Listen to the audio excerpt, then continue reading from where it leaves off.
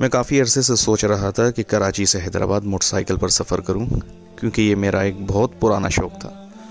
तो फिर अभी इत्तेफाक से मुझे किसी काम से हैदराबाद जाना था, तो मैंने सोचा क्यों ना मोटरसाइकिल पे जाया जाए। खैर, मैकेनिक से मशवरा किया, उसको मोटरसाइकिल चेक करवाई, इंजन ऑयल चेंज किया और फिर निकल पड़ा।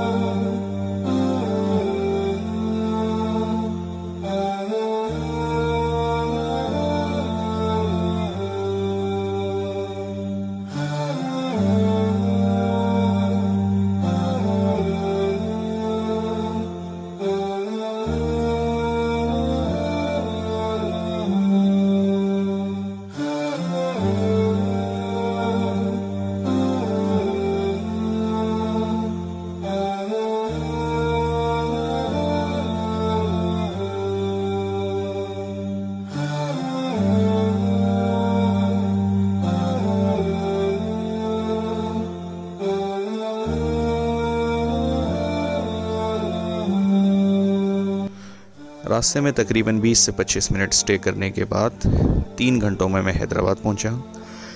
हैदराबाद की सड़कों में ट्रैफिक और छोटी गलियों में बाइक चलाने में काफ़ी दुश्वारी महसूस होती है। बहरहाल बहुत अच्छा एक्सपीरियंस रहा और बहुत मज़ा आया।